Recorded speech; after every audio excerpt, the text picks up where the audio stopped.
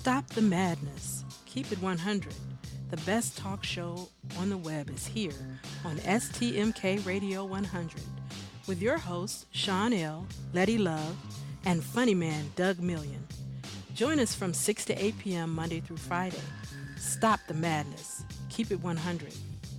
With live call-ins, heated discussions about current events, politics, national news, weather, and sports.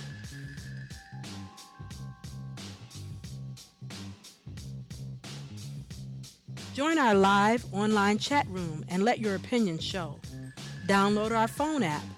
Stop the madness. Keep it 100. STMK Radio 100. Come join us from 6 to 8 p.m. Monday through Friday. The best talk show on the web is here. STMK Radio 100. Also call us at 1-866-484-STMK to stop the madness. Keep it 100.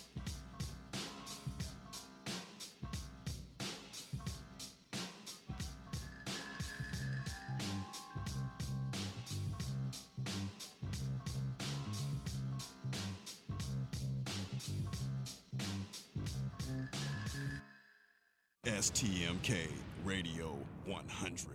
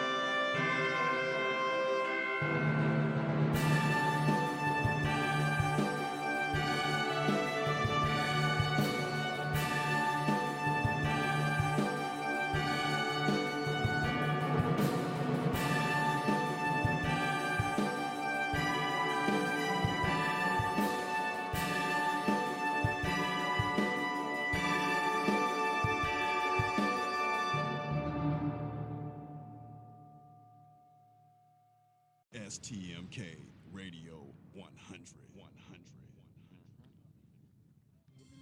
You're listening to Stop the Madness, Keep It 100 with your host, Sean L., Let, and Tone the Stone on STMK Radio 100.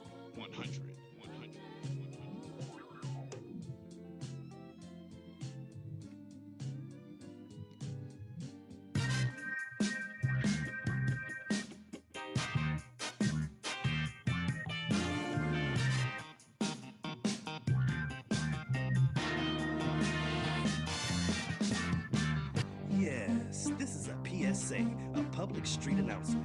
You are now listening to a Kickback production. Light up your L's, lean back, and listen.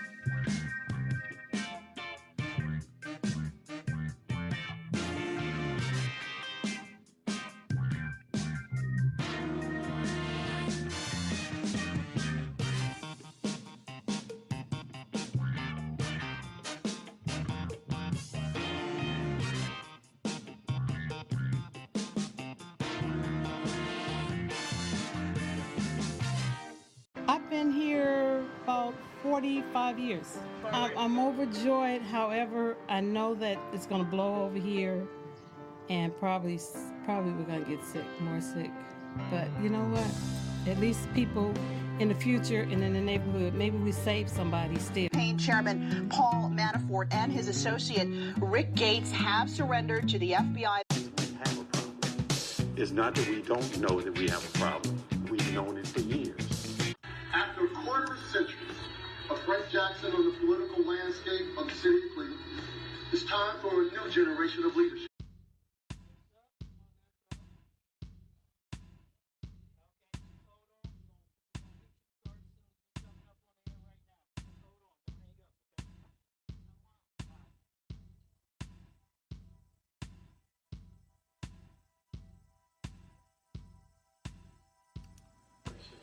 Well, I wasn't preoccupied with the NFL. I was ashamed of what was taking place because, to me, that was a very important moment. I don't think you can disrespect our country, our flag, our national anthem.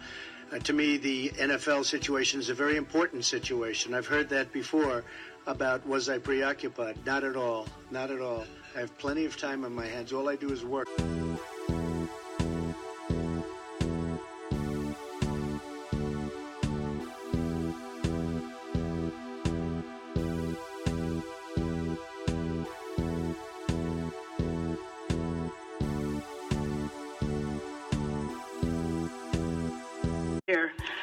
Between 1956 and 1971, the FBI ran a counterintelligence program named COINTELPRO that was initiated by J. Edgar Hoover. COINTELPRO mainly targeted civil rights leaders such as Martin Luther King, and it's commonly understood that this was an abuse of its surveillance power. This is insane, all right?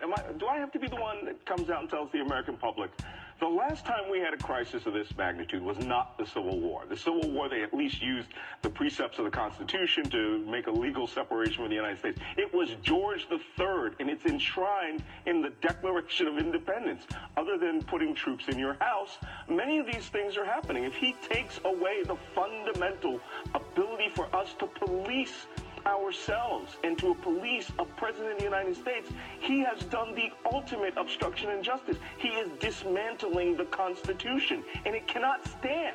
We cannot allow it to stand. Those of us who have sworn this oath, anybody who is watching this, who is in government right now, who would think that this is good, well, then you're just joining a Politburo, okay? And we don't need Saddam Hussein's People's Council here to cheer him on. What we need to do is defend this nation's democracy. About being anti-police. You saw the police you could believe, and you now know the ones you can't believe. And anybody who believes that all police are perfect, that they don't lie, that they don't have the same biases and racism that the rest of society has, is living in a dream world. So this is not for the faint of heart. This is not for the timid. As I said, this is for the courageous who understand what the Constitution is all about. And you know, you can't fault people for being naive. But once they know, if they continue to be naive, then you can fault them. That's what it is, and that's why this case is important. Don't ever say again in this county or in this country that you don't know things like this exist. Don't pretend to be naive anymore. Don't turn your heads. Stand up. Show some integrity.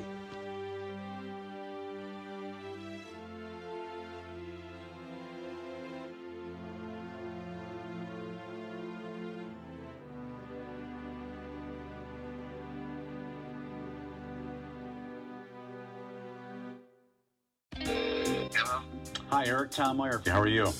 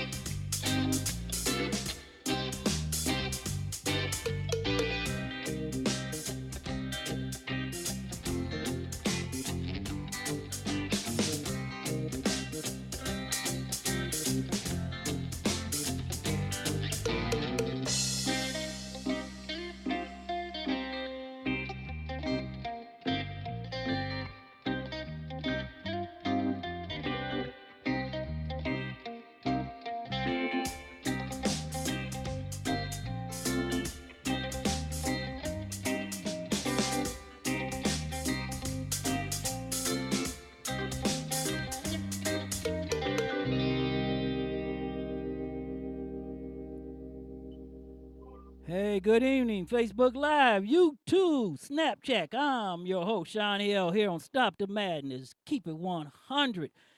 In Studio 51 with us tonight, we got Tone the Stone. He's getting all mic'd up, and we got a young man, Demar Sheffey, is going to be here with us. But we got a treat for you tonight. We have Cleveland's own, a product of All City, just got off a Broadway show.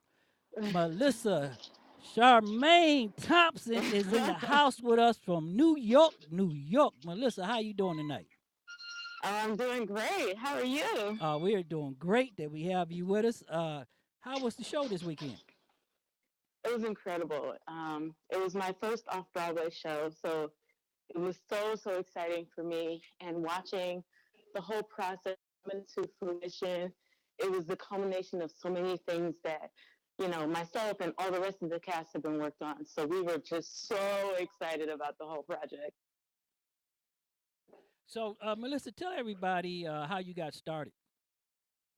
Oh, wow. I was a Cleveland Municipal School District kid, and I started off in a program called the All City Musical, and still going on to this day. And I'm so happy about it. It was an outlet for so many kids who really just didn't have an outlet in the arts. And it made me fall in love with acting. And that was my first production, oh my gosh, in my sophomore year of high school. And that's what gave me the bug. And I just couldn't get away from it ever since. Oh, that is really great. For our listeners right here, Savannah's in the house, Orlando. Missa Charmaine is from Cleveland, Ohio. She's a product of the Cleveland Public Schools. She played in shows such as The Wiz and Bubbly Brown Sugar. She also is a writer and is a well-known person for fitness, okay? And she made her first debut of an off-Broadway show, A Soulful Christmas. And she's on the phone with us. So tell everybody, they had to put some extra shows up there, so y'all really sold out. How many extra shows did y'all do? We actually only did one extra show. It was a matinee. But thankfully, we are planning on making it an annual show. Our producer really wants to make it an annual show. So if you missed it this time, you can catch it next Christmas. So, Missa, being up there in New York with all the big Broadway stars and everything, has that made a dramatic change in your acting career? Absolutely. And some of those changes were really inadvertent. This is the type of city that really shows you what you're made of. And I met so many really great people who had nothing but encouragement for young artists like myself. And it really teaches you that no matter where you come from, no matter what your background is, you still have the same chance of success as the people that you admire. You simply have to hone in on what it is that you want to do and run after it with all your heart. And that's mainly the lesson that I've been hearing so many people say. And it's so encouraging because it's so simple. Everybody thinks it's a big, huge, complicated formula, but it's like baking a cake. You have all your ingredients already. All you got to do is put it in the oven and let it work. Well, you know, we are a champion of that. We've been talking all year that your zip code does not make the person. And That's right. we've been talking about that for the 57 mayoral election. Facebook Live right now, Melissa, you're on Facebook Live, you are on YouTube Live, and you're being live streamed on PLUT Inc. TV, and you're on national internet radio through 22 cities. So now you have our audience. So why don't you just tell them something? They all of them just grab their attention. Tell them something. Listen. Don't figure out what you want. Figure out what you want to do. Don't let go of it, and don't change your mind. All right, now I really love that. So tell us, when are you going on tour, or what you got working right now? You're gonna have to stay tuned for that. I'm working on the tour right now. Well, we know that you're going to get something together. You're from Cleveland, so we know it's going to happen. You know the hustle is real. If there's anything Cleveland taught me, is how to keep my hustle on. So how you like New York? What is up there in the Big Apple? Tell us about it. I gotta say, I've never had so much fun. Mostly because there's always something new to see. There's always something new to learn. And contrary to popular belief, New Yorkers are nice. Is it everything that you imagined when you got out there? Like, I was listening to some people talk earlier, and this guy said when he went to New York to work in radio, and he said when he got out there, it wasn't what he expected. He said it was a shell of what it used to be, what he expected. So for you, was it everything you expected, or more, or less, or how, what was it like? I don't think I came here with those kinds of expectations, but I did want to. I will say, New York is very, very different from what people say it used to be. Every time I go to a neighborhood, people will say, "Oh, this neighborhood's changed," right. And it does kind of make me sad in a strangely nostalgic sort of way. You know, even though I didn't see New York and I didn't come up in New York in, you know, the 80s and the 70s, the times that people really, really talk about. That have been affected by things like gentrification and you know, the different demographics that have come up. But at the same time, New York for me is represented by an ever-changing atmosphere. Right. And so it exceeded my expectations because I expected New York to change me. Right. And I came here with that attitude of expectancy and said, you know, basically I said, like, all right, New York, let's see what we got. And it really is a place that moves you, and it really is a place that shows you, like I said, what you're made of and tests your mettle. Right. And if you're willing to test yourself and if you're willing to challenge yourself, this is definitely a good place for you to be. Definitely. Like, no matter what changes, how much it's changed, it's still a big, great, wonderful place, you know, and it shows you all the world has to offer. So good for you. Absolutely. So, Melissa, did you let all your friends in New York know that we're going to make you a star here? That's right. That's right. We're going to bring it here. Hey, we appreciate you coming with us, and we really appreciate all the love, and we're going to get back with you. You're going to have to come back on the show when you really get something going. You're going to have to sit with us, and you're going to have to do a whole half hour or more with us and tell our audience about everything that you're getting into. Oh, I'm ready. Thanks for having me. I look forward to Hey, that. we appreciate you, and we will get back and have you. Thank you for showing us the love. Congratulations on all your much love to you. Success. Thank you. Ladies and gentlemen, that was Melissa Charmaine, Cleveland's own, right here from John Hay High School. And I was saying, welcome Facebook Live, Charles, Michael Ware, YouTube in the chat room, and chat room is fired up right now. One of our guests is here. We got a young man. He ran for city council, and since Tony Stone finally got himself together, Tony Stone, the Diamond Boy, is in Studio 51. What's up, Tone? What up, Shy? What's up, my man? Nice to meet you. Welcome. I'm really looking forward to getting to know you. What's up, Stop the Madness? Everybody out there listening on Facebook, watching on YouTube, watching on Pluto, listening on Ustream, wherever you are, however you're listening, thank you for joining in. And what's up? And tonight in Studio 51 live with us, we have a young man who ran for council, who is getting ready to be a lawyer and one of our great defenders of our rights and an activist. And he's a millennial. Demar Sheffey's in Studio 51. And Demar, we had you on the show a couple of times when you was running. We like to thank you for being with us. And we want you to come on in. So how are you doing tonight? I'm doing well. Hello, America. How y'all doing out there?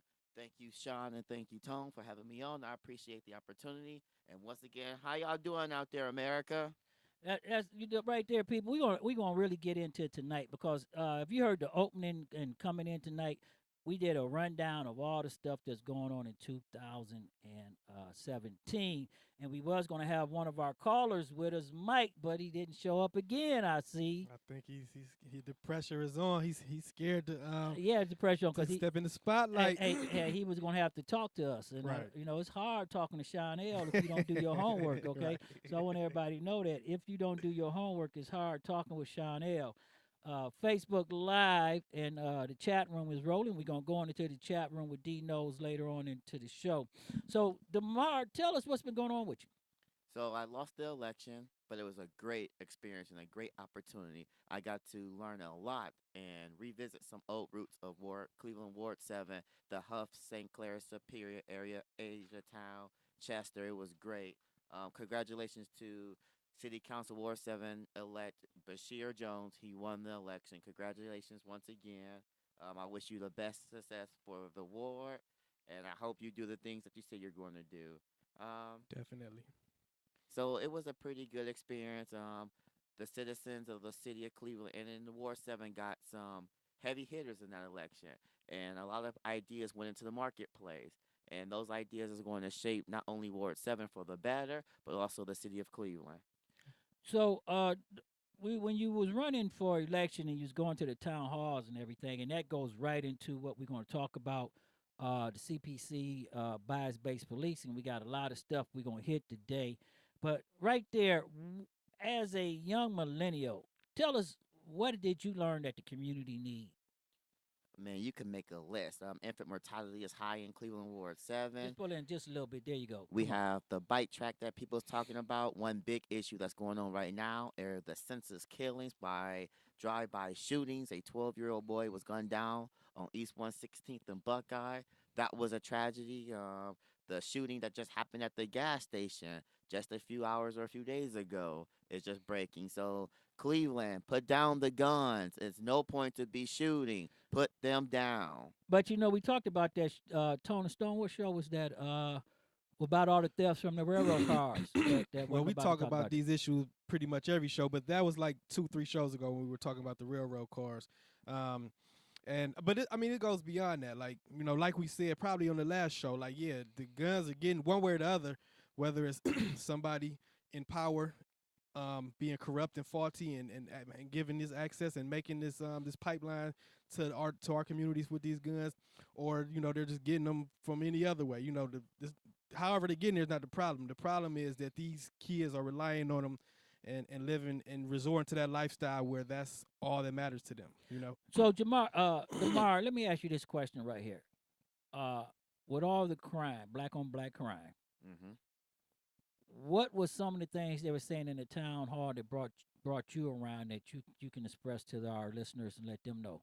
Well, addressing black on black crime in particular is just the guns. There is just guns and weapons just everywhere, and we need to be able to find where the source is, because we have to chop off the snake's head. These guns are just leaking into our communities faster than books or anything else that we can offer our own communities. So that was the number one issue, was the guns and the senseless killings. And it's like every time you wake up or every time you're just sitting there watching TV, there's a news flash. Cleveland police is addressing another shooting. Mm-hmm. The prosecutor O'Malley, he was addressing more gun violence. It seems like just last week, he reported that juvenile crime is on the rise. It's creeping up. We don't know. No one knows how to adequately address the juvenile problem in the city of Cleveland, and it must stop. Or they don't want to, because the Ward 7 that you talk about, that where you ran at, I just recently moved back over that area. I grew up 105 in Glenville area, but now I stay Wade Park, near the Martin Luther King Plaza, and I was living over here, just up the street from Shine. Before that, over here, it's still in the city, but it's quiet compared to down in those neighborhoods. And now that I'm back over there, I hear gunshots every night. And where I just moved to. So the problem is that everybody talks about they want to do something about it, but the people in power don't really do what they need Well, to do. I don't know if the people in power can handle this problem right here. I think it's going to take more of the community activists coming out, because we're going to do a show, our first show next year. I'm going to try to get Herbert Scott of the Black Man's Army into the studio and sit down and talk with him, because we have to first address the problem of the violence, and the first problem of the violence is the lack of discipline within our kids and our schools. And then you have to address the economic situation. So let me say this: as being a council candidate, did you research our school system, and where you think the changes need to be in on that issue? That's funny that you mentioned that because after I lost the election, I moved right into the school system. Currently, I'm a substitute teacher in an inner city public school, and based off of just facts, our public schools can improve on some things, but once again, it starts at home. Teachers get about 6 hours around our children each day, and we want them to work miracles around our children. Right. 6 hours, they can't teach everything that needs to be taught in They that can only particular work point with in what time. they're But given to but work but with. that's a problem that we have, because uh the structure of breaking the family structure was done, okay, and that was done by design, and the family structure is gone. So we have to figure out a way to get past that, to bring some type of structure in that they can follow, because their male figure father is not there. Sometimes the mother's not there, so that home structure is not there. So within the school system, what do you think that need to be done to get the kids that we can reach, and then what do we need to do with the kids that are disrupting? Because that seems to be a big problem within the school system, is that you have kids disrupting your program, and you have kids that really want to learn that is being disrupted, so they're not learning also. So where you meet that medium at? Well, I just read a study a few days ago that stated that in across the nation of the United States, black male teachers are a minority. It's like they make up 2% of the total population of teachers. I could not believe that. Let's start there. Sometimes just addressing the problem head on does not necessarily solve the problem. So we need to take a step back and say what's missing. You mentioned that there's a lot, sometimes there's black male models missing in the homes. Well, now we know they're missing in the homes. They're also missing in the schools. So we need to bridge that gap. Maybe bring in more black males into the school system as teachers so they can see a black male. Every day my students see me in a dress shirt, dress pants, and a dress shoes. I'm putting out that image that yes, you can be great. Yes, you will be great. Addressing the disruptive students. Sometimes a student might not be ready for school that day. So you just politely ask that student, hey, go outside the classroom for 10, 15 minutes, gather yourself up, and come back in and learn. You know, I like that. right? We got some teachers that we're gonna have on the show next year too. Tone and Stone. There's so much that our school system is lacking, because with the new tax bill that just passed, the way that the state is going to be really hurting for money now, because actually they're trying to get the state to turn things into a for people to claim it on their income tax. Uh, when the federal government cut money, the states got to come back to the people in the community and cut money. And what everybody don't know about this tax bill that just passed, and let me make it plain to you, because we're going to do a little politicking right now. Yes, what's $1,000? I'm just going to be truthful with you. What's $1,000? Okay, uh, you get $1,000. AT&T is going to give $1,000 bonus. Okay, that $1,000 going to be gone the first month. Okay, what's going to happen when the city medical premiums are going to skyrocket? Okay, that $1,000 that they gave you, you're going to end up paying probably $3,000 or $4,000 in medical premiums. Okay, especially city workers and state workers. Okay, so everybody stop letting them tell you that you're getting $1,000. Okay, that was for the big rich. Now, yes, somebody like me that has an LLC and working for the station here, we're going to get a big healthy tax break, 7.3%. Okay, for maybe the first 4 years. But guess what? After the first 4 years, when all that stuff breaks down and disappear, our taxes going up 4% from what we're paying now. So add 4% onto that. So whatever you paying in taxes now, you're going to add 4%. And it's going to be a flat tax. Guess what, Tony Stone? Because you can't claim your house. You can't claim your favorite deductions. Let's talk about that right here, everybody. Okay, your mortgage.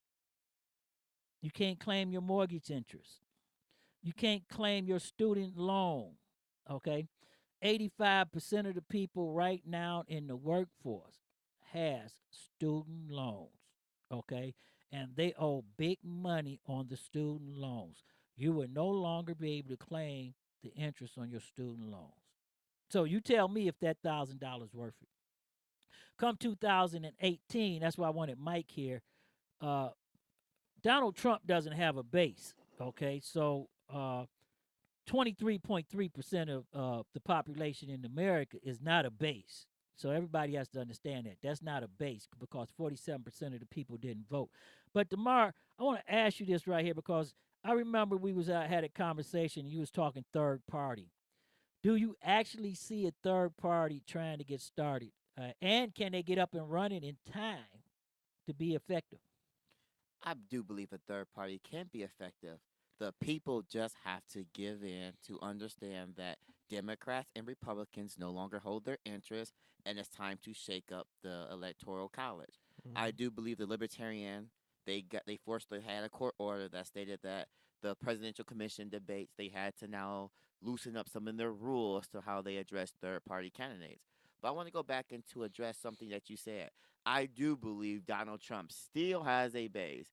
Do not let the polls or all these polls coming out weekly or monthly fool you. Because when just on what November 8th, he was supposed to lose the electoral college like 350 to 8, and we see how that turned out. Well, you have to look at that when you look at the election. 47% of the people didn't vote, or more than 10 million people, or how they want to say it, 7 million people voted third party. So you have to take that in effect because we had a conversation, Tone. I don't remember if you remember this with some Bernie or bus people.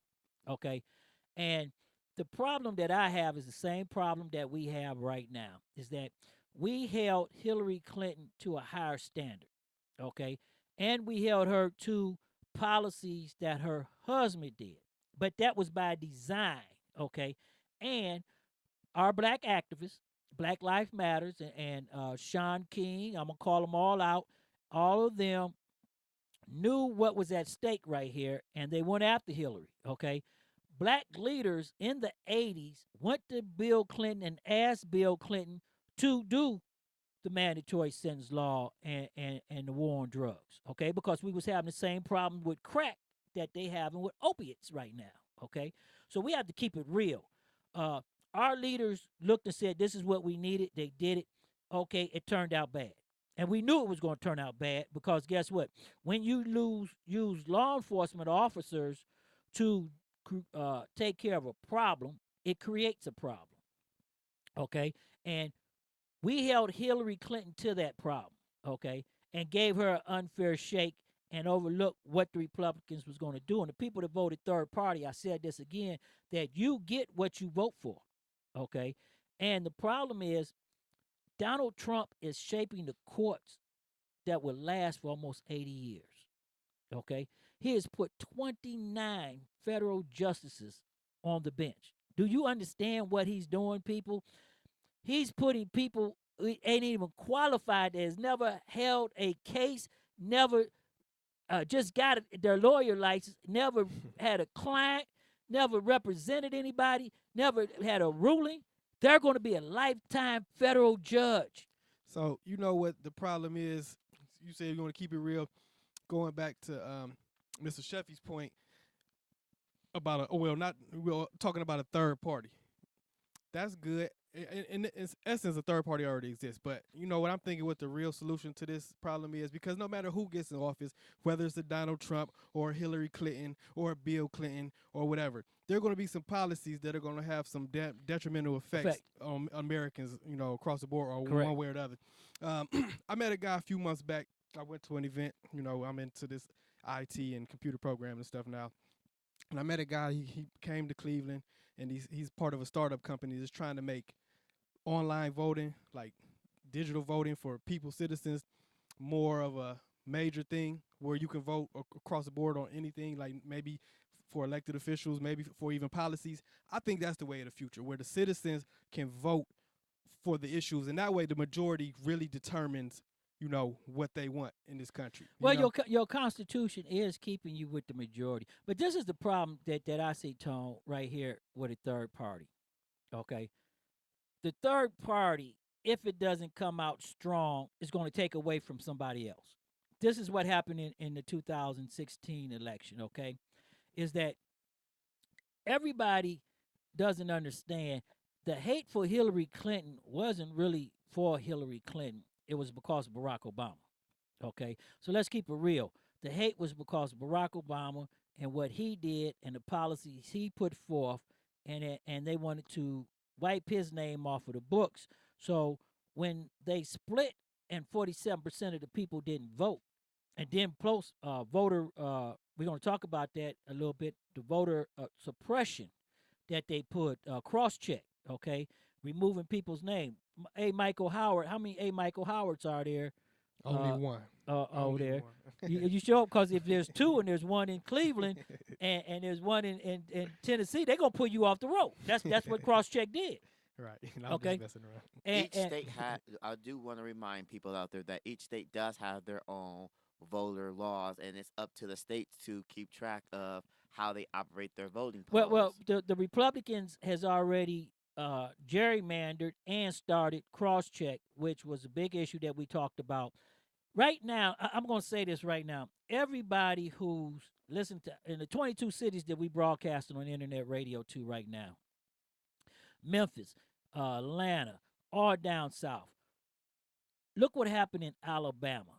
Yeah, there was a lot there, but look what happened in Alabama. For the first time, or the second time, there is a Democrat senator there in a red state. Okay? Now, let me tell you this. Everybody right now should be at the Ohio or Michigan Driver's License Bureau getting IDs. Okay? The Democrat Party right now should be paying to get people in vans, get their birth certificates, get these documents together, and get them ID. Because that's the biggest thing right now is IDs for people, okay? Then, after they get the ID and the Democrat Party or the state pays for the ID, the next stop should be down at the voter registration, okay? And everybody should be voting. Even, I'm going to take a step further that people who have been put in jail on felonies, okay, once they serve their time, okay, if they can get out of jail, then their voting rights should be restored. Here in Ohio, as a felon, depending on what the felony is, you can vote. Right, but depending on the thing, I'm going back once you serve your time period. Okay, if you commit a crime against society and is not murder or something that should take you out of society, okay, you should get your voting rights restored just like Virginia did. Okay, later on in the show, we got the CPC Bias Policing, the new thing that came out that all the police departments coming down. Everybody on the show knows for the last year, I am a pro-police person, but I stand on the side of right, okay? 32-year veteran. I'll call it, everybody knows, when Saxman come on and we out there doing it, I'll call it the balls and strikes as I see it. I don't hold no bars, okay? And you're going to hear that later on in the show when we talk about that later.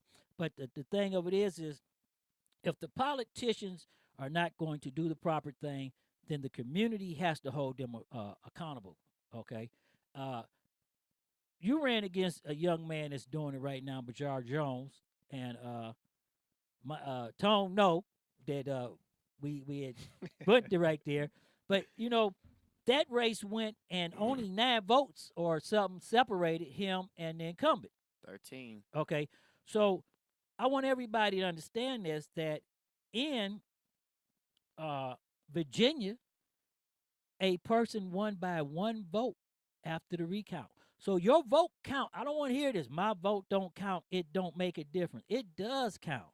Okay, and it does make a difference. Okay, we have a young millennial on council right now, and I see a lot of young people. And all this year, 2017, we had them here in the studio. Okay, and we had them on the show. We had you on the studio. We had them on the show. We was promoting them. I wanted to see a change. I think the city needs a change.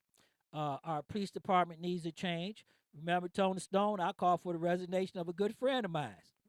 Okay, when they failed to activate the 911 reverse system, when the Facebook killer was running around Ward 8, 9, and 10, and churches had to get phone banks together. We had the councilman in here. Remember, we had a big wing ding about that. Okay, I said right then, the city of Cleveland spent $10 million. What else are we going to use the 911 reverse system for if we didn't use it for that? Right. Okay. I made a call out for the resignation of Martin Flash, the special assistant to the mayor, during the election. I called for McGrath. I know McGrath very well. Okay. I worked under McGrath. Okay. He was the chief in a couple of my shootings. So I understand controversy.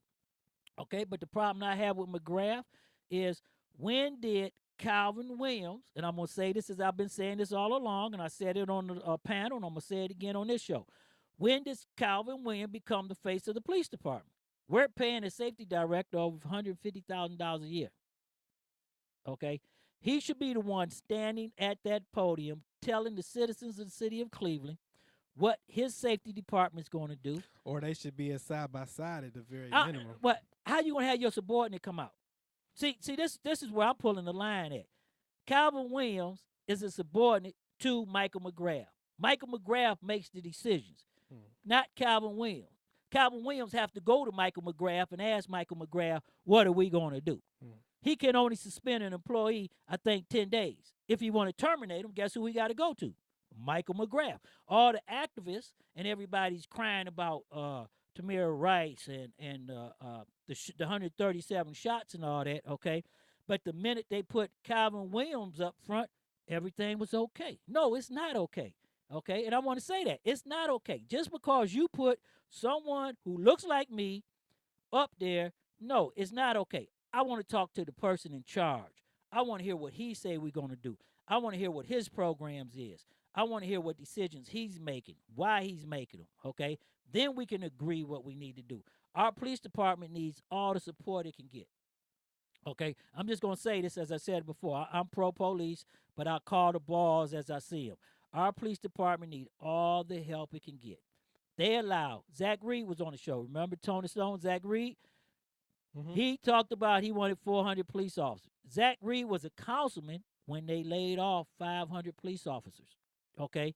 How you going to talk, just like I asked him on the show, and I'm going to say this again, how are you going to talk about Mayor Jackson and not doing his job and the crime in the city where you got a ward where over 10 women been killed and dumped in the street like trash, okay? You allow 500 police officers to be laid off. You know how, Sean?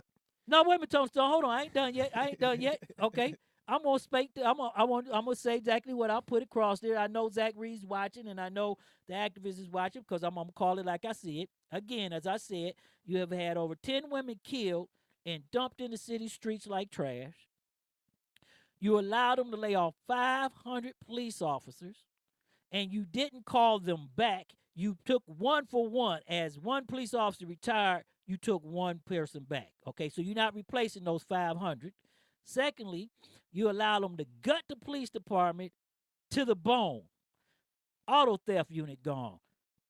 Fugitive unit gone. Mounting unit, I mean, everything gone to the bone, and put the guys in the cars for a 911 response, closed the community policing officers, took the police off the beach, took the police out of the air. What did you think the games was going to do when you took all the police out of the parks and stuff? Okay. He was a councilman for 16 years. Where was he at standing in 2004 screaming at the mayor that we shouldn't be doing this? Okay. Mayor Campbell, he let Mayor Campbell do it. He let Mayor Jackson do it because Jackson laid off twice. Okay. Everybody forget Jackson laid off twice. Okay. I don't care about Steve Loomis. Okay. I'm going to say this right now. Steve Loomis does not talk for the men and women of the Cleveland Police Department. He talks for his union members. Okay. That's not the Cleveland Police Department. Okay. You have people in the FOP.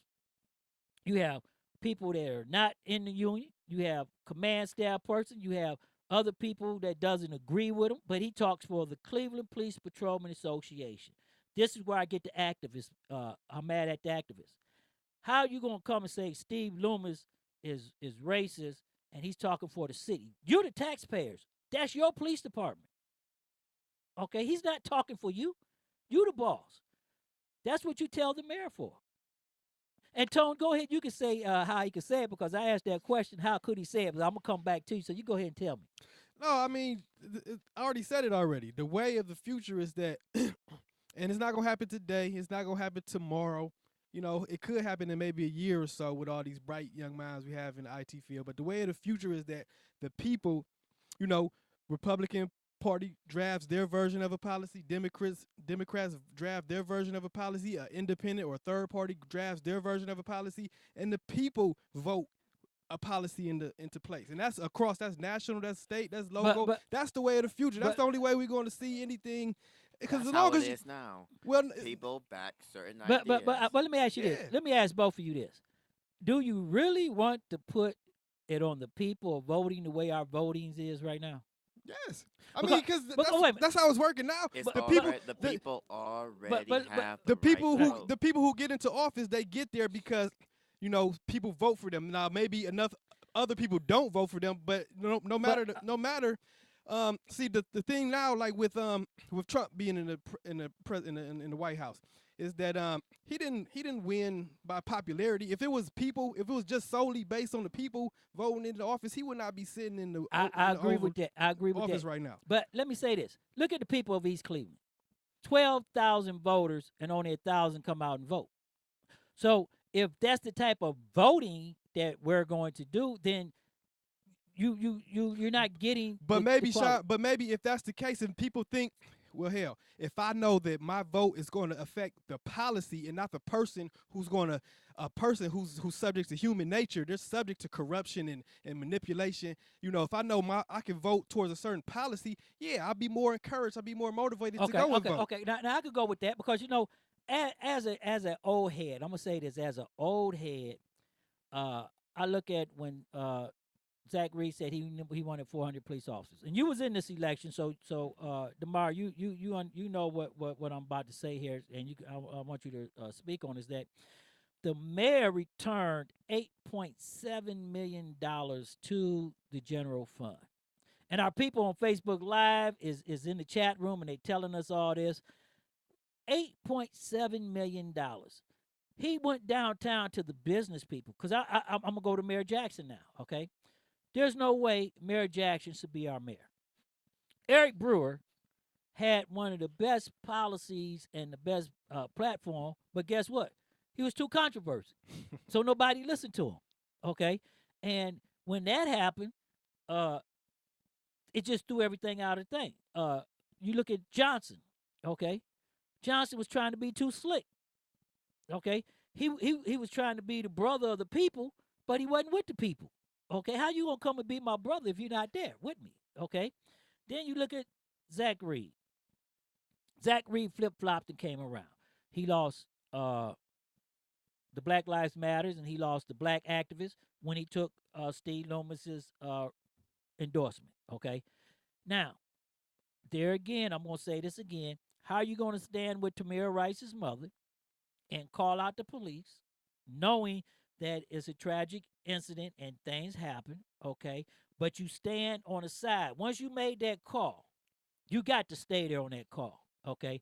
And he went with Steve Loomis. Now, Steve Loomis got kicked out of office because he made everything so controversial. He has damaged the police department for almost 50 years, okay? 50?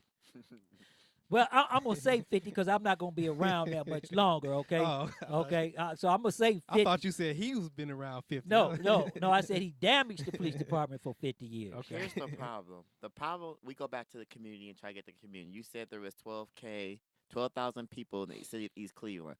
Only 1,000 people came out. So that means that we're not politicians who decide to run. Mhm. They're not inspiring the people to come out and vote. Exactly. I lost. So that meant at the end of the day, I did not inspire enough people to go to their precincts and punch my name. That's a candidate's fault. Hillary Clinton was weak on that perspective. Correct. Because she could not get people to come out and vote for them. And Bernie or Bus had the progressive had a good program that everybody would have to suffer. Okay. I don't think Bernie Sanders cost Hillary Clinton this No, election. I'm not going to say Bernie cost Hillary the election, but Bernie's people, after all this stuff went down, made up in their mind that in order for people to actually come out and vote and do the proper thing and vote the way that they wanted to push their issue, that you have to feel the pain. Because I talked to some people at Bernie or Bus, and I talked to people that voted third party. Okay. And they are what we call extremists. Right. If you're going to sit there and say Bernie or bust, you are so far removed from the political spectrum that if you feel that they going to learn their lesson when Donald Trump walks in, because we all know Republicans vote no matter rank. They like the postal man and postal women. But wait a minute. Hold that thought right there, because you know what? I see some smoke coming out of the chat room, and D knows we getting ready to go into the chat room with D knows, and we're going to go in the chat room with D knows and listen to what's going on. D, what's happening in the chat room? And is that fire coming out of there? Because I see a lot of smoke. Well, Chanel, it's Free for All Thursday, and they're letting their opinions show. Real Deal 88, Merry Christmas. This tax bill is just for the rich. When all of you are eating and having a great Christmas, remember the kids that are not getting anything. Hashtag 2018, get out and vote. Cut and paste. Trump's net bill has radio as we know it changing forever in 2018-2019. Roland Martin canceled, Joyner retiring, Tavis off the air for alleged sexual harassment. Tom Joyner, founder and host of the syndicated Tom Joyner Morning Show, says he will soon be retiring in 2019. His longtime co-host, Sybil Wilkes, will also be signing off for good. Who knew 7598? We all know why Trumpo did this. Clashes between hundreds of Palestinian protesters and Israeli troops have erupted across the West Bank in the wake of Trump's recognition of Jerusalem as Israel's capital. Hell is coming, fire 911. Republican tax bill, which is another attempt at a massive transfer of wealth from the working poor and middle class to the super wealthy top 100% in America. It's time to clean house. As the year comes to a close, we at STMK Radio 100 would like to thank all of our special guests and loyal listeners who let their opinions show. Our chat room kept it 100 all year. We truly appreciate your condolences as we said goodbye to our founder, Letty Love Paulette Howard. Much love to Pasha for filling a seat, and our funny man, Doug Million, who kept us laughing for at least half the year. You all are welcome, and you all are awesome. Have a wonderful Christmas, and let's keep it 100 in 2018. And that's what's happening in the chat room with D's Nose.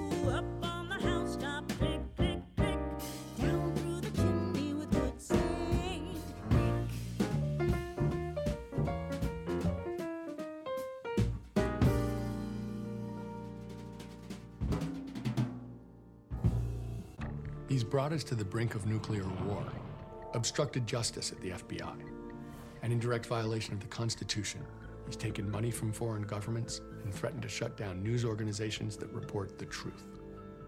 If that isn't a case for impeaching and removing a dangerous president, then what has our government become? I'm Tom Steyer, and like you, I'm a citizen who knows it's up to us to do something. It's why I'm funding this effort to raise our voices together and demand that elected officials take a stand on impeachment. A Republican Congress once impeached a president for far less. Yet today, people in Congress and his own administration know that this president is a clear and present danger, who's mentally unstable and armed with nuclear weapons. And they do nothing. Join us and tell your member of Congress that they have a moral responsibility to stop doing what's political and start doing what's right. Our country depends on it. Trump's celebration. I'm Ed Donahue with an AP News Minute. President Trump says Republicans in Congress deserve the credit for the tax bill passed today. They've worked so long, so hard.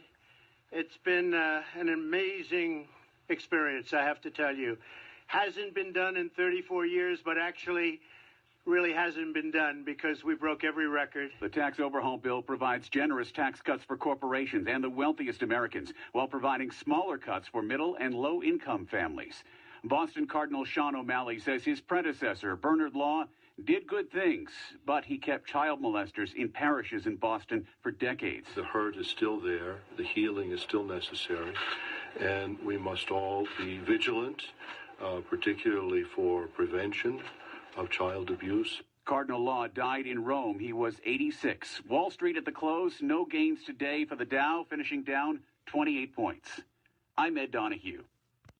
This is Tassie Hawthorne from sunny California, and I listen to STMK Radio 100. Stop the madness. Keep it 100 on Facebook Live. Wait, hold on, brother. If you really want to know what's going on, listen to STMK Radio 100. They keep it real, and they stopping the madness.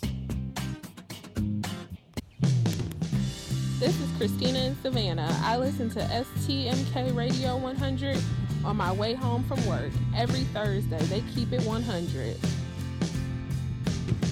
You want to know how to stop the madness?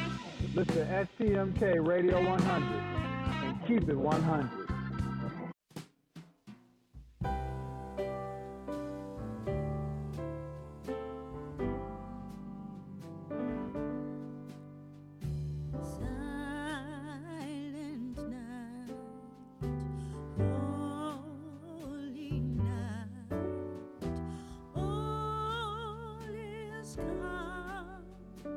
All is bright round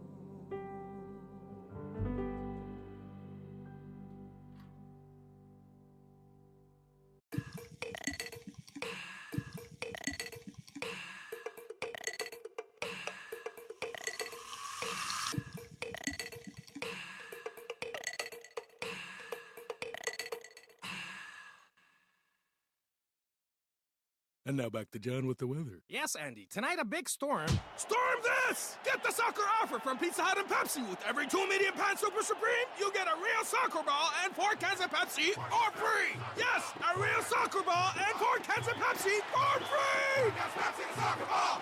Don't miss the Pizza Hut and Pepsi soccer offer. With every 2 medium pan Super Supreme, you get a real soccer ball and 4 cans of Pepsi for free. What about the weather, Andy? Don't resist and call 19,000 now.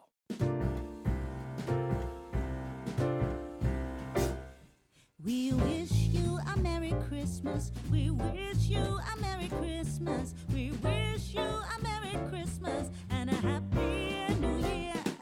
We wish you a Merry Christmas. We wish you a Merry Christmas. We wish you a Merry Christmas and a Happy New Year. Good tidings we bring to you and your kin. Good tidings for Christmas and a Happy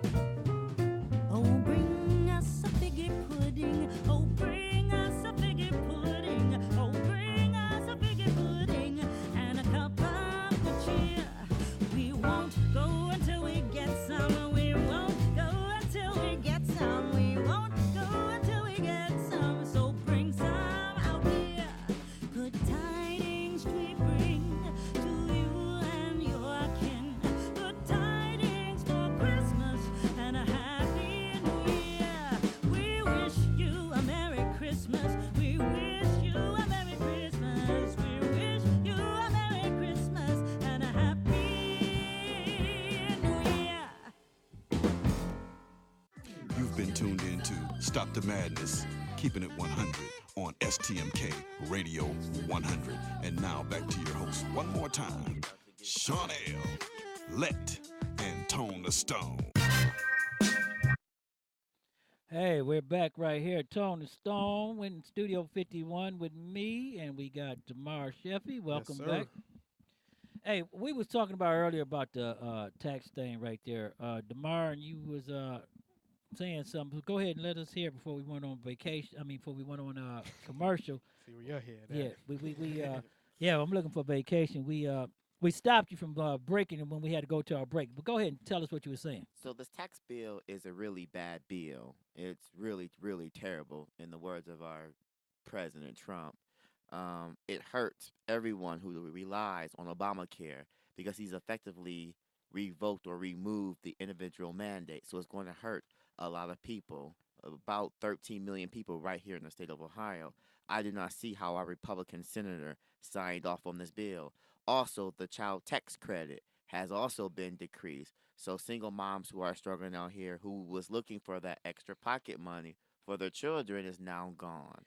Well, what they did, they put the flim-flam on everybody because actually they couldn't get the mandate appeal. But what's going to happen is it's going to have a reverse effect on that because everybody's premium is going to skyrocket. Because they took out the penalty, right, which was the tax. And it's going to skyrocket because now people don't need insurance. They're not going to buy it. Okay? Correct. Because why would I pay $700-800 for insurance? I'm just going to go to the emergency room. Mm-hmm. Okay? So it's going to skyrocket.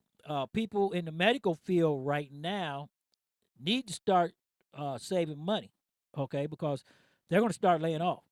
All the people they hired to process these forms is going to start getting laid off. All the people they hired in is going to start getting laid off, okay? And then you have to look at this coming back down the line.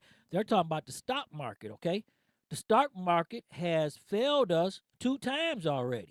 It's Okay. going to continue to fail us because it's Correct. not an accurate prediction of how the economy is going. And you really have to say that. It's going to really come down. But Tony Stone, you know, what we was talking about right there, and we're going to go into this because our man on the beat is getting ready to come in and join us. and we're going to talk about the CPC quality-based policing. And Demar, tell me what, as you was out there campaigning, what did the community say about the police? Let's just call it what it is. The public has a loss of trust, a loss of faith in the police. They do not trust the police. It ranges from the police don't come on time to the police is going to beat us to children afraid of police officers. And it's truly sad in today's time because we have a war zone going in on our streets with the guns and these shootings. It's just crazy. And the time that we need to rely on our police force, it's a miscommunication between the police and it's a miscommunication amongst our citizens. But here's the kicker: we need more minority police officers. That's how you combat the issue because now we're starting to see not the entire police force is bad, but Right. the FBI is doing reports. It's funny. The FBI did 2 reports. They did 1 report on black extremists and how they are a threat to national security, which I don't even see how that could be Well, accurate at that all. was Trump's day. We did a show on that also. And then 2, they not even blowing this up, but we're not addressing this or having congressional hearings. But why is the Ku Klux Klan able to be able to pass a background check for these local police departments? And that's the problem right there. Well, they you know what? They're not being counted in because you can be an affiliate with a group, but they can't hold you responsible. But with us, off the beat is our man, Saxman is on the phone with us. What's up, Saxman?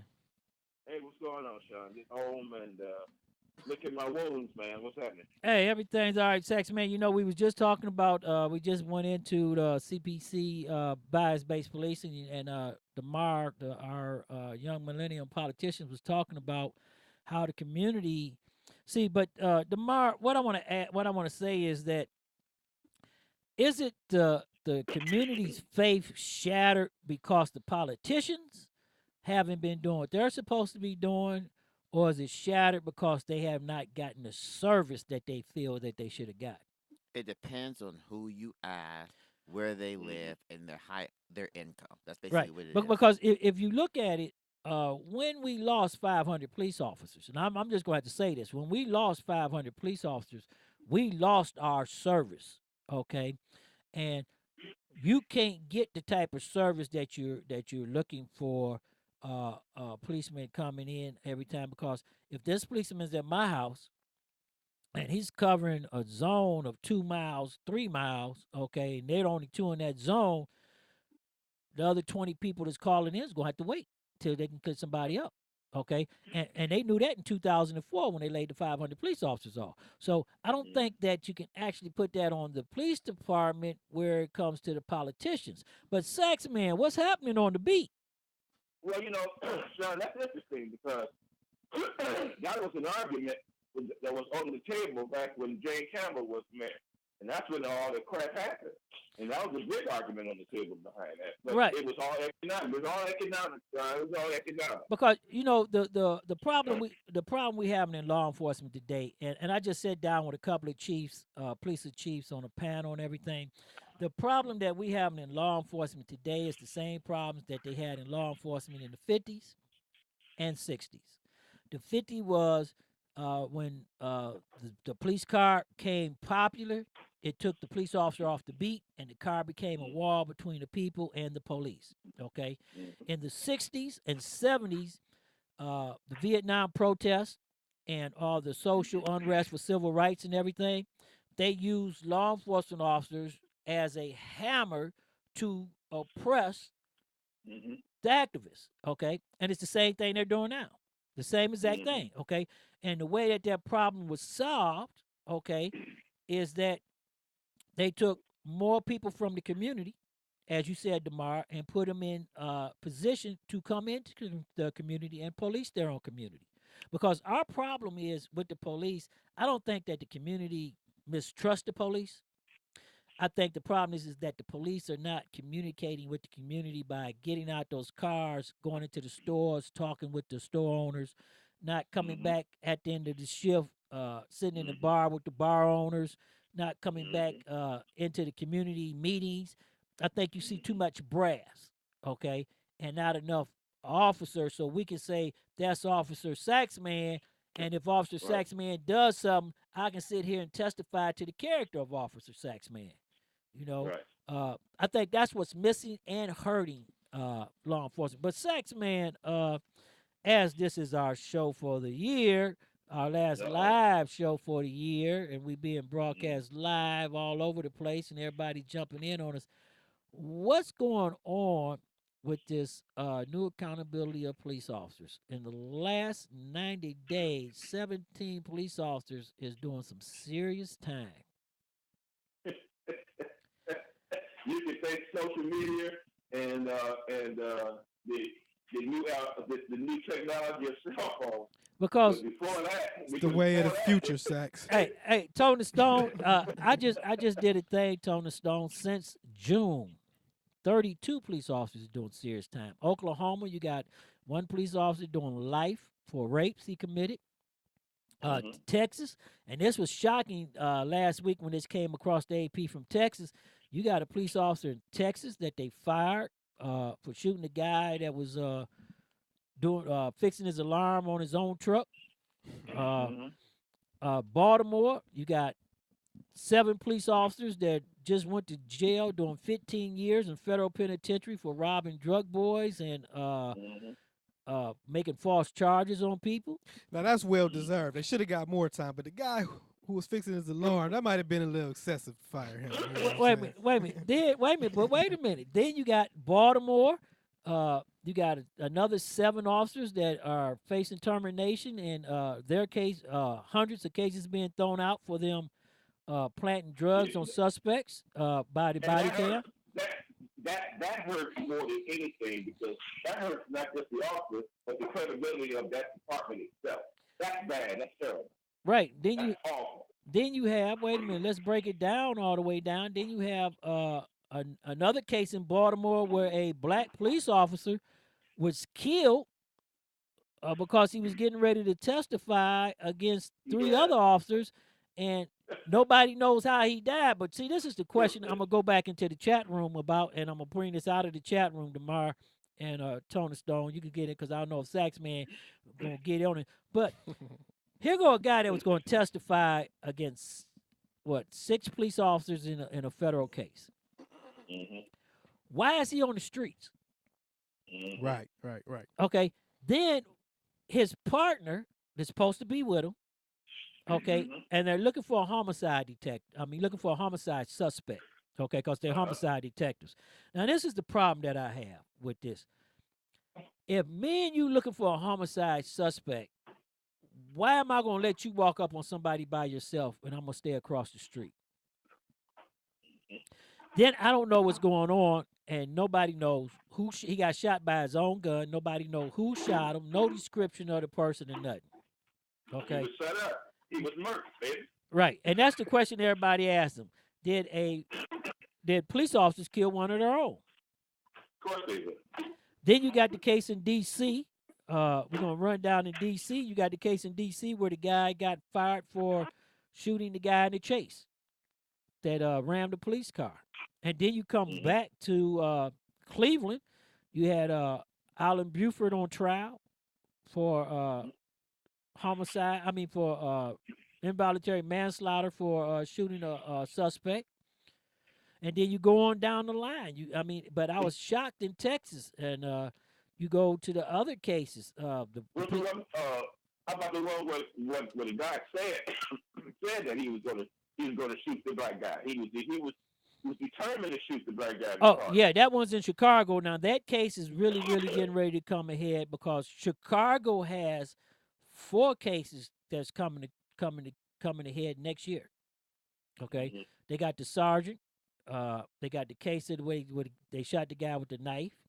Okay, and Chicago's off the hook, and policing is on this thing. But see, I'm gonna go back to this, Saxman. It's time for the good 95% of police officers go out and have contact with the public and have no problems whatsoever. Right. Okay. And you never hear about that. But it takes one policeman to do something crazy, and that's all you hear about. And that's all to go. But everybody has to wear that hat.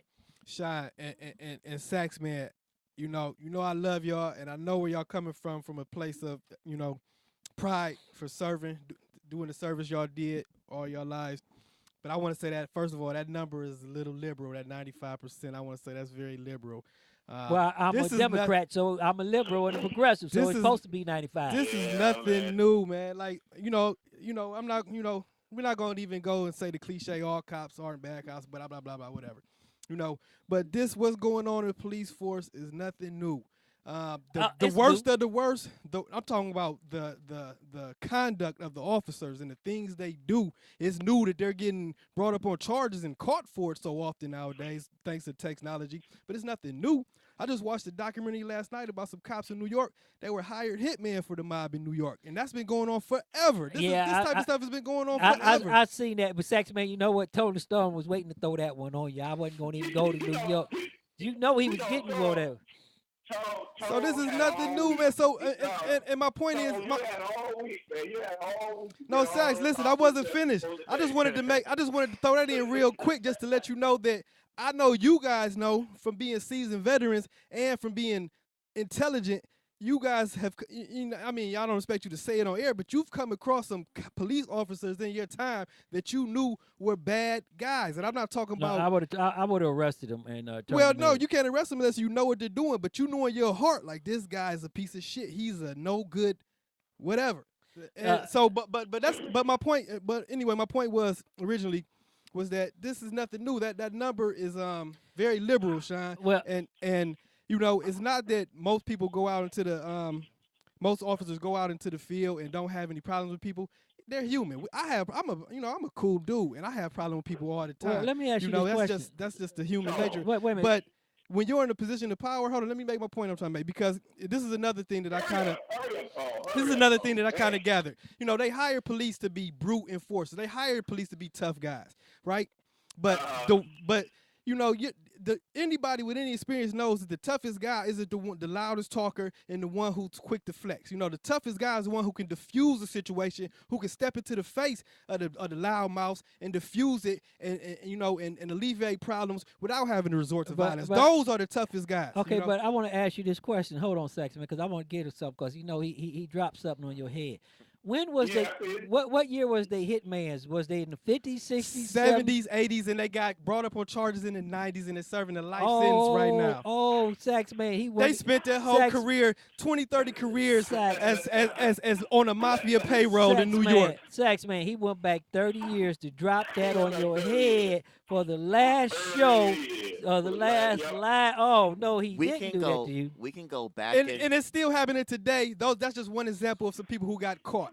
It happened less often back then. That's my point. We can go back and forth and say, oh, cops are bad, cops are good. The number's 95%, only one bad apple. Well, that was my main point. The number's way smaller than 95%. Right. At this particular point in time, we know that we have an issue.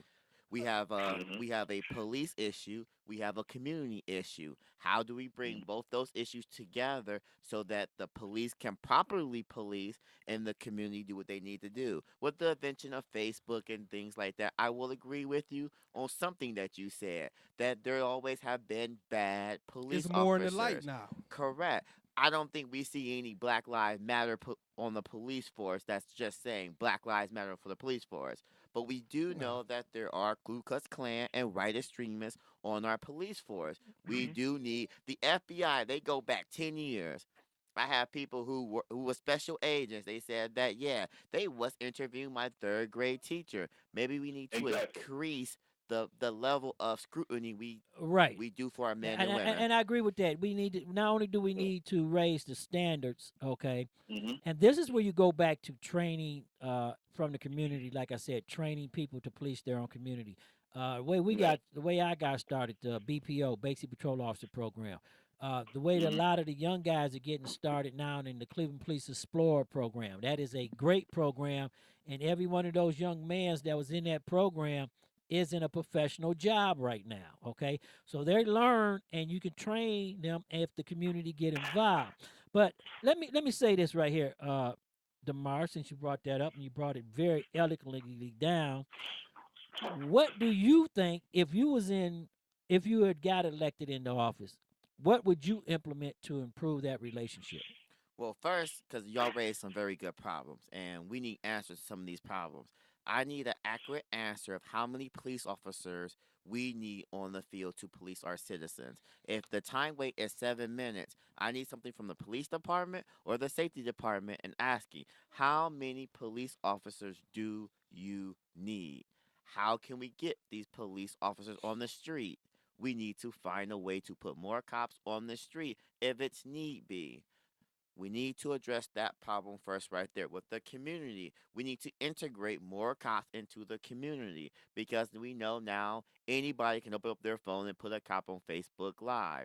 Certain situations, men and women do put their lives on the line, but it should not come at the cost of the citizens they are sworn to protect and serve. I understand that we have this blue brother line. I know he's bad right here, what you said earlier, but I cannot come out and speak with them. Maybe we need to put in another structure within that where you can name drop a police officer who you feel is doing something and we can put an eye on that cop. It's not narking or snitching. The cops want others to snitch on themselves so they can bust that individual. Well, that's a problem in itself. If cops are living by a no snitch policy, that's the policy that the criminals live by. So that's who's going to win now? That's an enigma in itself. Well, you know? let me ask you this, Saxman. As a law enforcement officer, has been in the field for a long time, what do you see need to be done to because we're going to finish off our CPC Bias Policing tonight, and we're going to talk about this next year a lot with some of the people from the Black Men Army, some activists, and some other people.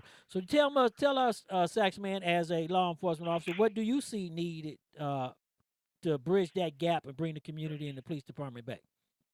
Okay, well, I'm going to start with this because he had said something about the vetting process, and the vetting process was kind of weak. It was strong at some point and weak in others because I remember 32 years ago almost when I applied and went through it, they called my landlord. So they was deep on the vetting process back then. Why they not into it now? Why so many KKK getting on right now? Because it's by design. I see this you shine all the time. All this shit is by design. But let's go further.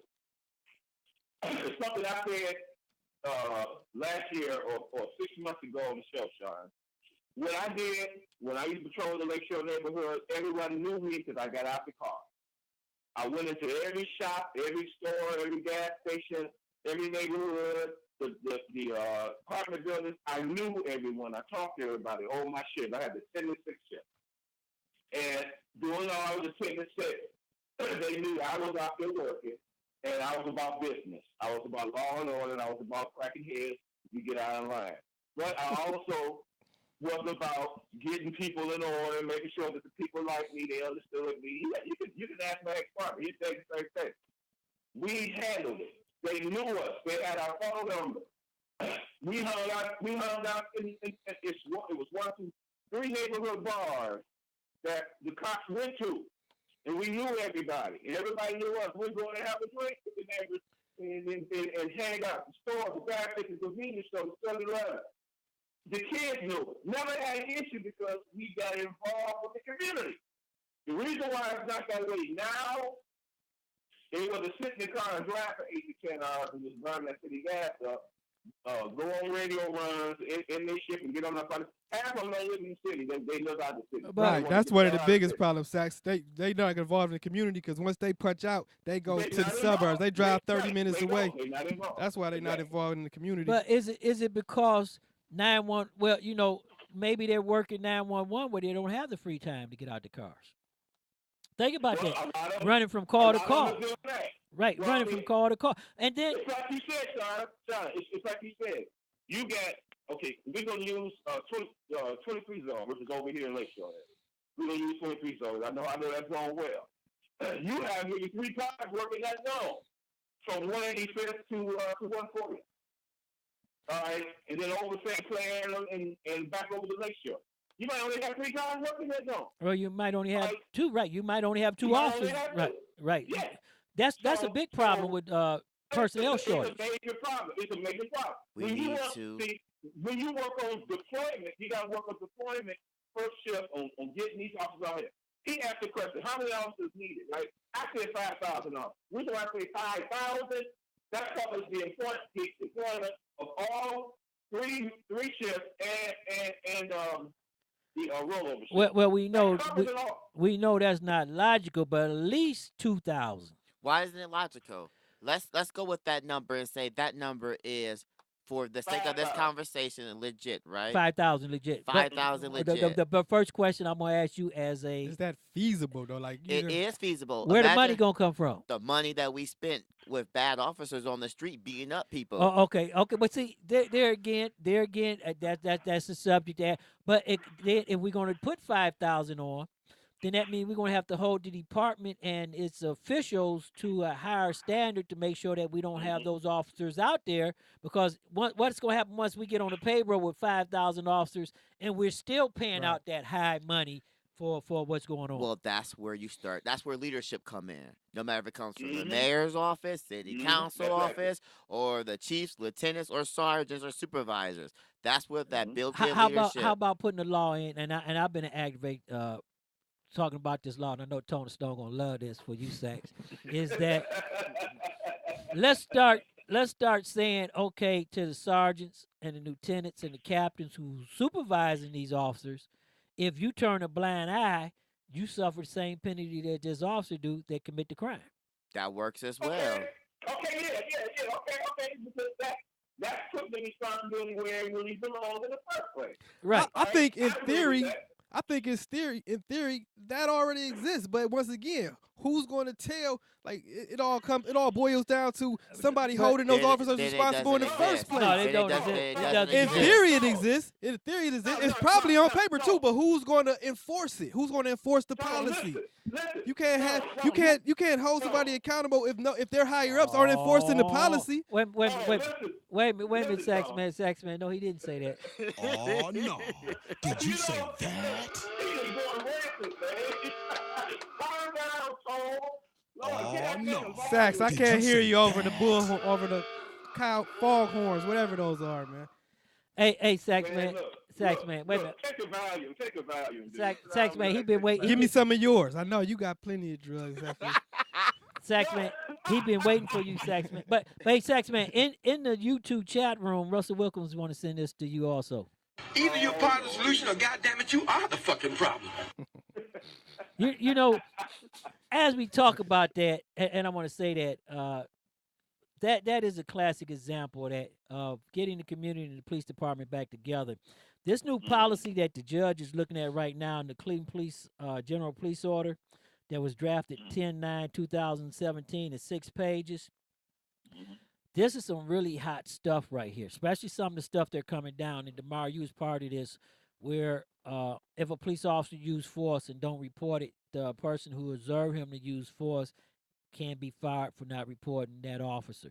So there's some serious stuff coming down. But I want to go to this right here to move along a little bit. Saxman, go ahead, and Saxman, we love you, and you get yourself together, and we want you back with us. You know you part of the family. You out there with the people. Yeah. We want you to get back on the beat, and since this is our last live show of the year, Saxman, we're going to give you a chance to go ahead and say something to our audience before we kick you loose.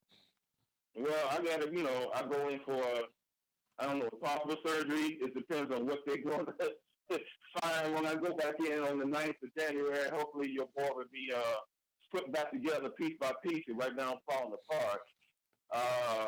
You still sound good, though, brother. You still sound good. Is it because Tony Stone was taking too much from you? You know something, Sean? If it wasn't for you, and I get credit with credit too. Sean is like my big brother, even though we're the same age. He sounds like my big brother. It takes knowledge to teach, and it takes wisdom to understand and accept the knowledge.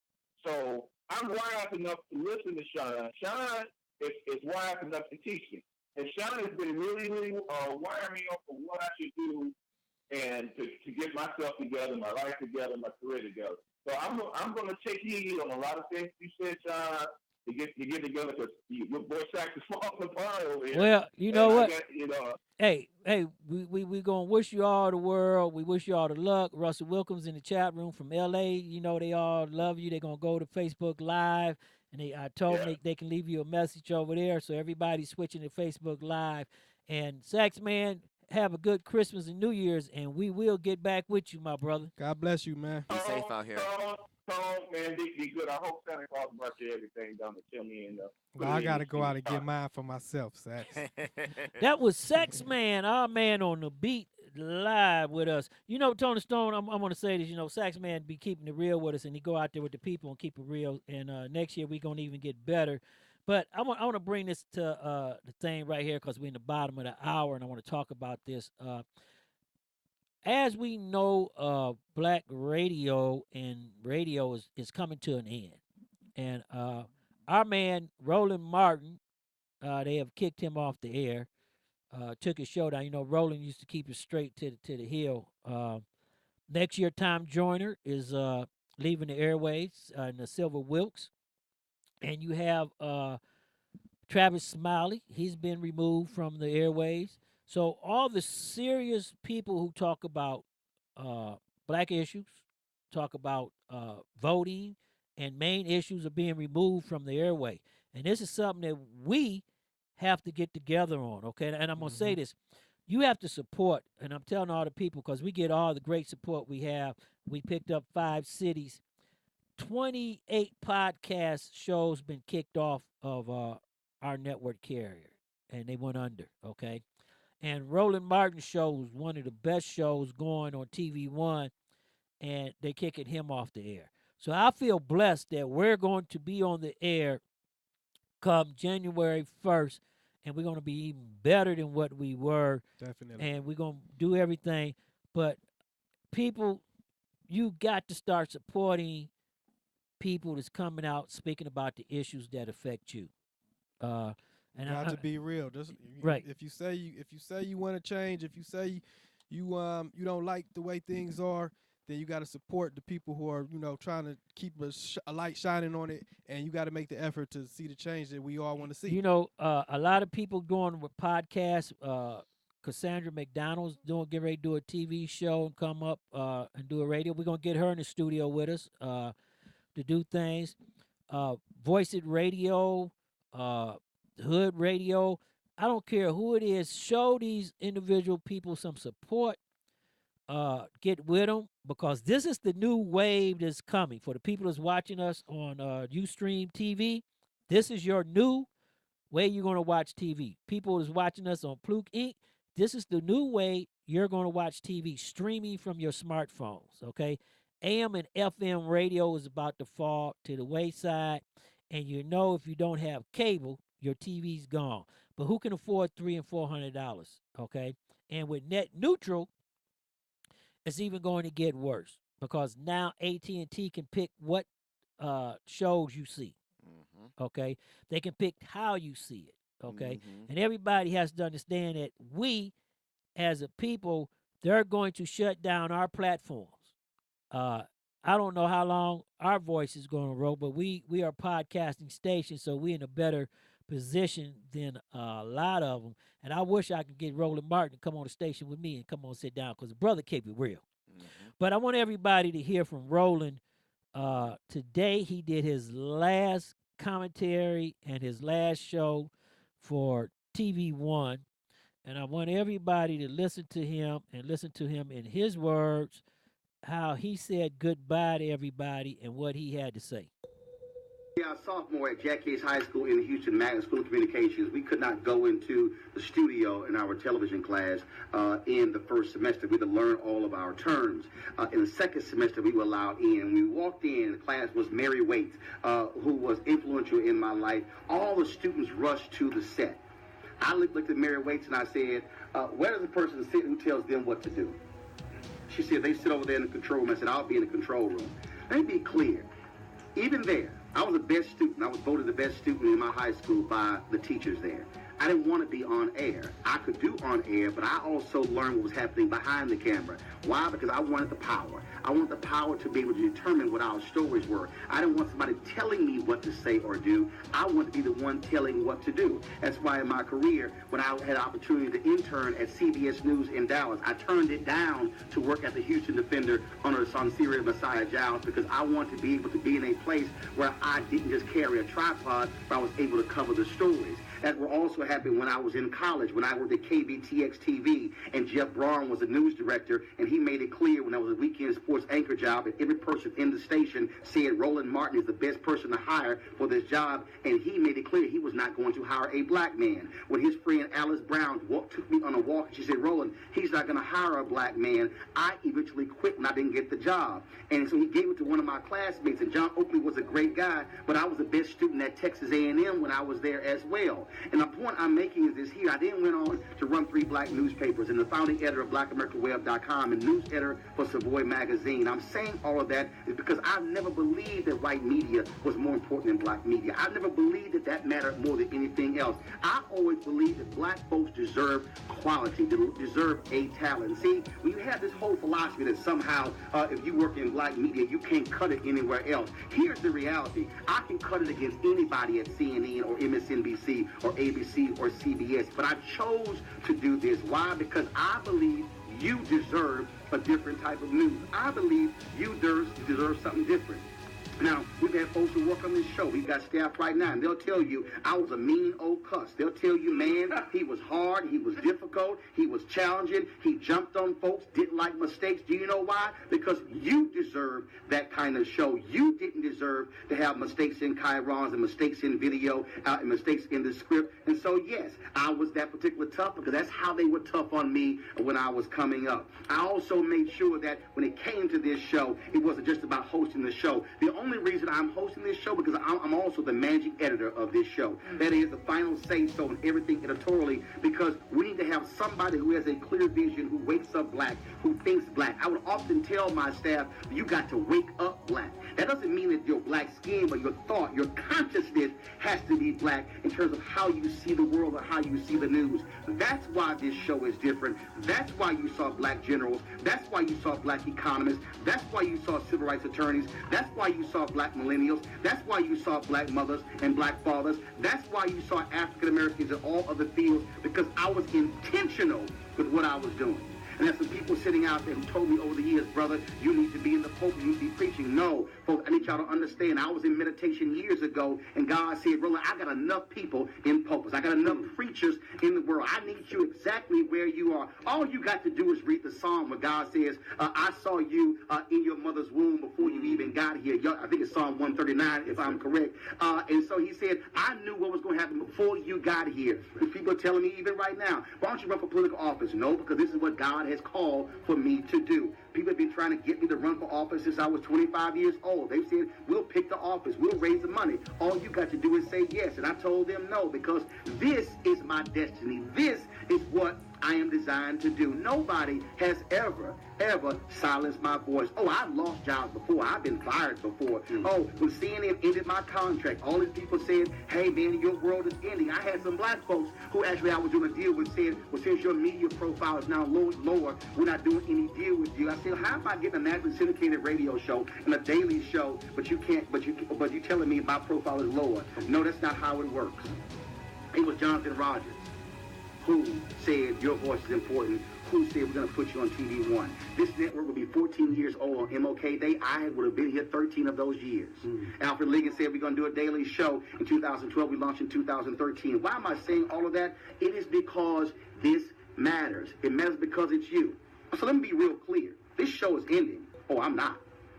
I'm telling you right now, you will hear my voice every single day in 2018. I will be using technology. I will be using social media. I will be using live streaming. We'll be doing all of that. We haven't decided what I'm doing next on TV One. My contract ends August 31st, 2018. We'll see what we decide. But let me be perfectly clear. I will always stand tall for black people. I will always fight for black people. I will always defend black people. And when black folks are wrong, I will always call them out because I believe in accountability. I am perfectly clear. I am walking in my destiny. I am walking in my space. I know exactly what I'm doing. I know who I am. I know whose I am. And the bottom line is this here, and let me say it right now to all the haters. If you think this is it, you got another thing coming. If you think I'm going to be quiet, you got another thing coming. If you think something's going to be different when it comes to the midterm elections, you're wrong. And let me tell you something right now to Donald Trump. You will see me in 2020 because I'm telling you right now, hashtag team whip that ass. You'll be there at every turn because I will not allow anybody to silence my voice. We've had a hell of a 4 years, but don't think, folks, that it is all over. I'll be back.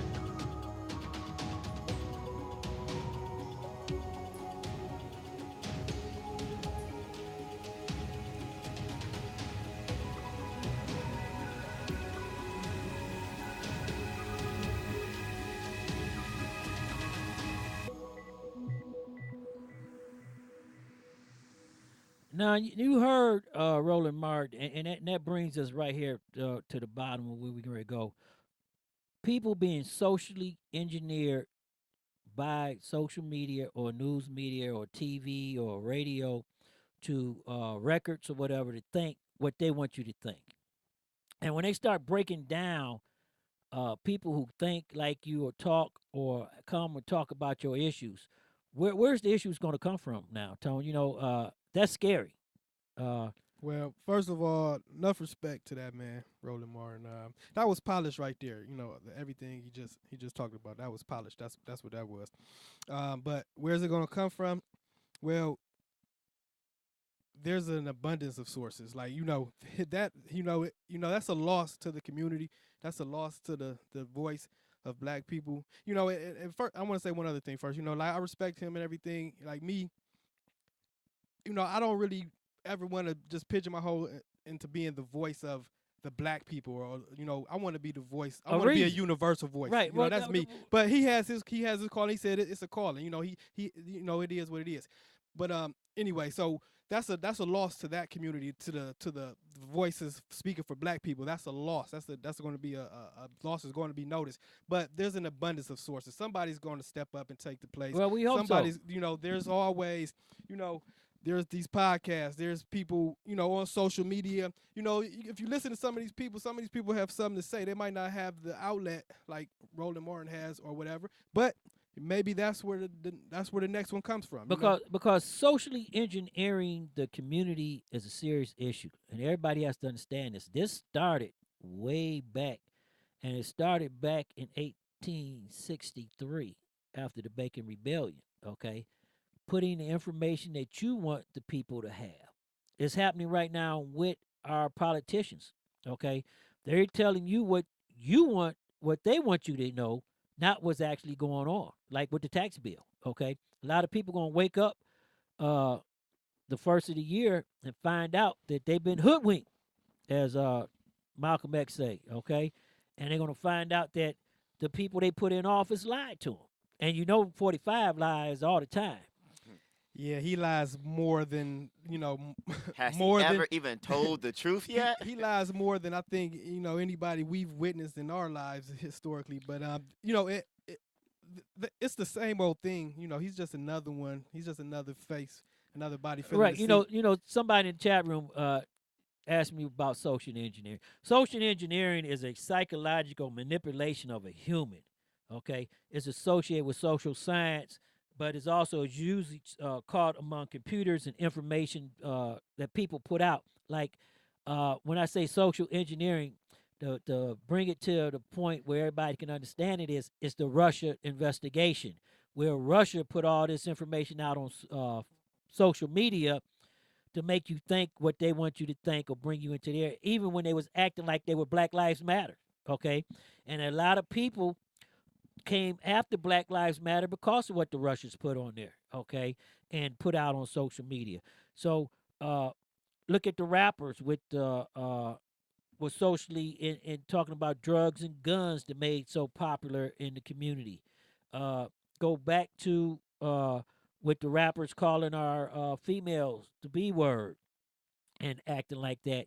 That's all social engineering, and that's going to be a big problem when we come in, because guess what everybody has to understand is that the new wave is coming. You are watching the new wave. We do Facebook, social media better than anybody. We on internet radio. You're watching the new wave of what's going on and how it's coming down, and it's going to be after 2018. So you might as well get used to it. You might as well come involved in it, and it's going to cost. And that's a big thing, Tone, that we're trying to do here at STMK Radio 100 and with our show. We try to get it to where the people can see it free. Okay, because streaming costs. Okay, it's not cheap at all. And once they lock down the streaming, you're not going to see nothing on social media and stuff unless you pay for it. Okay, Facebook may, matter of fact, social media may go away. Like Facebook may go by like what was that, MySpace? Yeah, we are knee deep in a whole lot of boo boo because it already started last year when we was doing our campaign. AT&T was slowing down the internet service in low poverty areas, and now that net neutrality has come out and open up in quotations the access of corporations being able to block certain sites.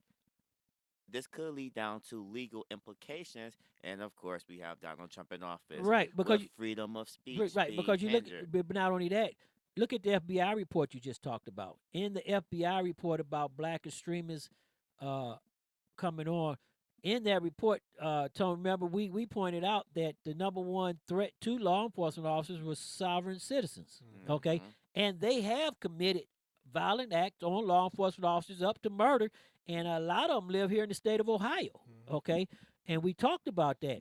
We talked about the report where they had to go back 40 years, what Tone did to Saxman. I like that, Tone, because you dropped that on his head real quick. Saxman wasn't ready for it. Give him a little history Yeah, lesson. yeah, you gave a good history lesson because you wasn't ready for it. You know what? You got that one in good. But when you start looking at that and you start socially engineering what the community hears, and in the FBI report, it clearly states that some of the talk is protected speech. Okay, so if it's protected speech, then why are you monitoring me? And it's so confusing when Attorney General gets up on the stand and when Congress is asking questions about white extremists, he cannot give numbers or Well, specific no, cases. he don't want to. And that's the problem. Right. W.D. Boyce said this, and he's one of my favorite people in the entire world. We all know he's dead, but still, he stated that it's going to be a talented tenth of black people saving 10% of black people coming to save the community, and that is very important because now we are in a new era of hashtag fake news, of newscasters being shut down, and corporations controlling our media access to what we can and what we cannot But see. not only corporations, you're talking about three people. Okay, you're talking about Rupert Murdoch of Fox, Comcast, and ADT. Or AT&T, not ADT, AT&T. And when three people control what you listening to and control what you hearing, and with the president attacking the news media and the people not standing up. If you go back into the Nixon administration, he did the same thing, and it wasn't until the news media put out that the president had been lying to everybody about the Vietnam War going all the way back to Kennedy. So we have to look at this. And when it comes to social engineering, actually what it's doing is putting out information that only we want you to have. Okay? And our young people have to get with that. Like Tone said, the techs we got a tech guy that was with us 2 shows ago, Nabel, that's in Austria. And we're going to get him back with us and everything because I want to ask him about that. Because remember, Tone, he said that he was coming back and from the United States and going back home and getting all that stuff together. And remember, we asked him how many people he was going to put out of work once he get the stuff up. You know how you said technology is coming. Yeah, yeah. And that's the question right here. If technology, just like most companies are not going to move back to the United States. No. Okay, because they're not even looking for cheap labor. It's cheaper with the technology that they have where they're at. Okay, to continue to do the job because they can't come back here with unions. Okay, and I believe SCOTUS is going to send a fatal blow to unions come March or April. Okay, where they say you don't have to be in the union and you don't have to pay your fair share. That's coming. And we have to look at this. In the mid-50s, the bus boycott in Baton Rouge and Montgomery was the first movement of our social outcry. Now, what's going to happen when they remove people like Roland Martin off the air? Who we going? I'm going to say this. Who we going to have? Ricky Smiley? Yeah, he's not funny. Tom Joyner gone. Who's going to help the HBCUs now? So we're going to have to come in, and people going to have to get on podcasts, and they're going to have to get on internet radio. Well, that brings back up that question of third parties, because let's just be fair. We could dump on Trump all day, but President Obama did absolutely nothing for historical black colleges. Well, I can say this too with Obama is that, and you know what, me and other people get in this all the time. Had he forced the Republicans to vote, okay, and put him on the spot, Trump wouldn't have been able to walk in office to do half the stuff he done. Okay, executive orders is what Obama did, and that's all Trump doing, like our environment. An executive order has wiped out our environment. What did we're gonna do a show first of next year from the Dakota Indians? Okay, they have a big. What did they tell you was going to happen if the pipeline came in there? Destroy everything. Okay, they have a big spell up there that went for months. Nobody knew that all the oil spilled into the water and on the land. And they told you this was going to happen. And not only are they dealing with that pipeline, but they're dealing with 2 more pipelines. And this is what I go back to the Green Party, and I go back to the Independents and the Progressive. When you gave the keys to the car to Trump, you made the problem worse. Because now, come 2020, even if Trump's out of office, their environment is not going to heal. Okay? They're drilling right now in the Arctic. They wasn't even supposed to be drilling there. They drilling in places that they was never supposed to be drilling in. You can't stop that. It brings up a point that you said an hour ago. We all seen that meme when one of your drunk friends challenge you to do something, and they say, "Here, hold my beer." Well, Obama told Trump, "You ain't gonna overturn the things that I did," and Trump said, "Hold my beer and watch what I do." Hey, you know, everybody, and I want to say this. You know, we coming close to that time, but you know, Tony Stone, I want to say this. This has been a wild 13 months on the air run for us. You know, we're on the air Monday through Friday, 6 to 8 p.m. Facebook, we only could do you on Thursdays. You can catch us live on our Ustream TV because we stream live. You can catch us on our internet radio broadcast. And I just want to thank everybody for being with us. You know, we had Doug Million with us for 6 months, the comedian. We had the comedian Mr. Black with us. We had a whole host of guests, Pastor Thompson, Reverend Wayne, JC, Money, what was it, Tone? Money Mike, the guy that was with you, that came in with us. Oh man, it's been so many. Right. I'm drawing. You know, we had some good guys on here. You know, Kurt and my guys, Kurt and Pat. We appreciate y'all coming with us. D knows in the chat room. I mean, next year we're gonna really set it out, and we're gonna really get progressive. We talk about all the issues. We throw a little sports in there. We talk about 45. We talk about the issues that hit our community, and it's really been a great run. I mean, we had some tragedy with us. Our founder and CEO of Kickback Entertainment left us and went up to the sky. Tony Stone jumped in. After he got done with his school and everything, and we got young mans like Demar with us. Hey, there's so many people. I want to thank Mary for being with us and carrying us. IBM for BMI for giving us our music license and stuff. We want to thank them people for being with us, and we want to thank Facebook, all the people on Facebook that showed us the love, that made us the #1 and best talk show on the web. We could not have done none of this without you. And we're going to be here. You know, we talked about Roland Martin leaving after 4 years. We are self-sufficient, so we're going to be here for a little while, even if I have to go on the air all by myself. You know, we got great people to come in. We got young millennials who are politicians like Demar. He's in for our last show, and we really, really appreciate it. And Tone the Stone, it's about that time. Fan base is big, I can't lose. Sugar bow down, I'm the next to rule, but I'ma stay on the cool, remain on the under, cause like Andre 3000, your boy's ice cold. Ain't no limit to the gimmicks and ways to make money. No limit to the just to act funny when you get that cake, cause you spit that way. They may love you tomorrow when they hate you today, but yo, that's the way the story goes, so I was told. Following the ramble down the yellow brick road, but please believe at the end ain't no pie to go. Just some platinum beats from the Cleveland streets. Well, you know, ladies and gentlemen, this is a time in history right here where we started a project and we really went with it for 13 months. We've been live on the air.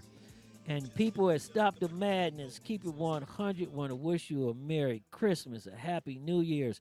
If I forgot your name or forgot to mention you, hey, it wasn't personal. I love you, and I appreciate everything you gave us and showed us and everything you've been with us. Demar, we really appreciate you for coming on the show with us today and spending the day with us. And what you got to say to the audience, come on in and say something and let them know to have a Merry Christmas and a Happy New Year's. First off, I would like to thank this show for all the help that you have given me and the opportunity to come onto the show and speak. But congratulations to you fellas, because 13 months is a long run, and you are up at the forefront educating our people and educating the world and keeping it straight and keeping up with the madness. I'd like to say good night, America, and I wish everybody a safe and happy holidays. And America, in the city of Cleveland, the gang person who just went down for 45 years, he said at his sentencing, he wished that he would have put down the gun and picked up a book. Let's not take any loved ones this holiday season, and let's keep up the trend. Good night, America. I love you, the city of Cleveland. Hello to all my friends out there. I love you, and let's bring in 2018 with a bang.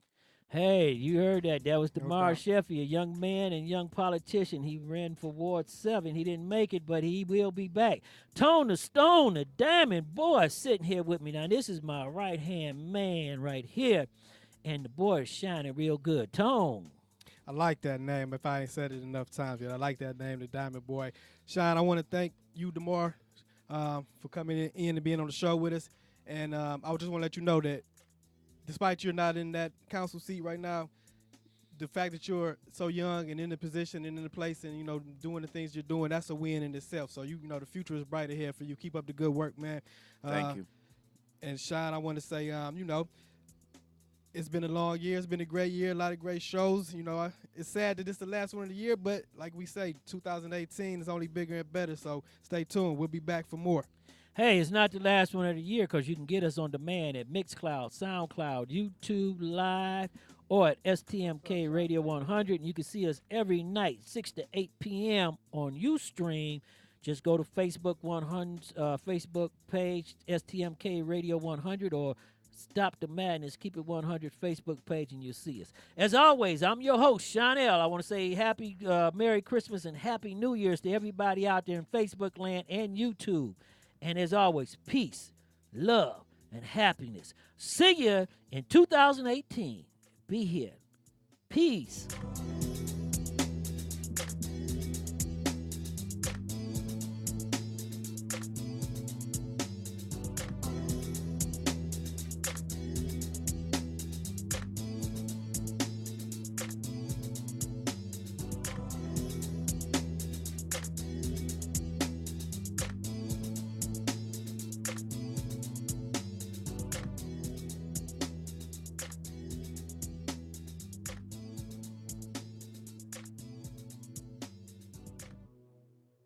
You've been listening to Stop the Madness, Keep It 100 on STMK Radio 100.